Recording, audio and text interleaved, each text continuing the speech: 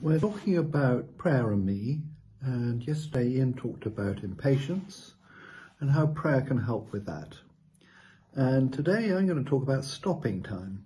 This is not something, I have to tell you, that I find at all easy. You may have heard the slightly glib expression that we're human beings, not human doings. And a wise priest told me several years ago, Nick, you're spending far too much time doing and not enough time being. Jesus was unhurried. He was good at taking breaks, at stopping, checking out, having time with God. And in his book, Yancey mentions an Eastern Orthodox monk called Anthony Bloom, who rose to become the Russian Orthodox Metropolitan for Western Europe, and he discovered the benefit of just stopping and pausing, concentrating on living in the present, recognizing the past is gone and the future is yet to come, but just for a time to spend time just dwelling in God's loving presence. Now, Bloom died in 2003, and while he was discovering this in Western Europe, 3 Trappist monks in the United States were embarking on just the same process, and one of them is called Thomas Keating, and they came up with something called centering prayer. And in centering prayer, you choose a sacred word, and then you sit comfortably and use that sacred word to bring you into the presence of God, to a consent to being in the presence of God. And you just spend time doing nothing. You're not trying to enunciate words, you're not trying to pray, you're not trying to think up anything. You're just being. Now, I find this very difficult. My head gets crowded with all sorts of things like job lists and so on. And one piece of advice I heard was, why don't you just imagine the thoughts that come into your head as something floating down a stream, and you just watch them float by, and on the basis that you'll be able at a later stage to go and pick them up off the shore. And that sometimes works for me. But it's not easy to be still. It's not easy to take time out. It's not easy to stop.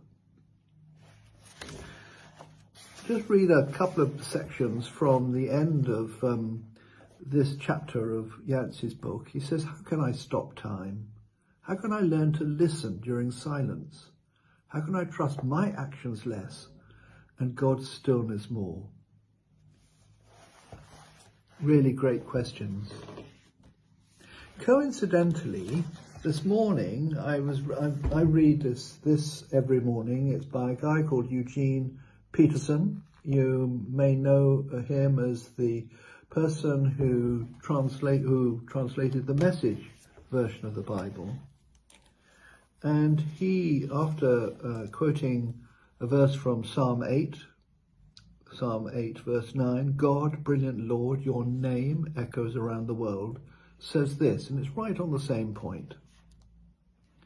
When we're in full possession of our powers, our education complete, our careers in full swing, people admiring us and prodding us onward, it's hard not to imagine that we're at the beginning, centre and end of the world, or at least of that part of the world in which we're placed. At these moments, we need, he says, to quit whatever we're doing and sit down. When we sit down, the dust raised by our furious activities settles. We become aware of the real world, God's world. And what we see leaves us breathless. It's so much larger, so much more full of energy and action than our ego-fueled actions, so much saner than the plans we had projected. I really like that. I really like the thought that by just focusing on the beauty around us, we can take ourselves out of our hectic life of doing stuff and creating lists and going places and always on the move, and just rest in God's presence. That's the important thing, to be in God's presence, allowing him to enter your life, allowing him to speak to you, allowing yourself to listen to him.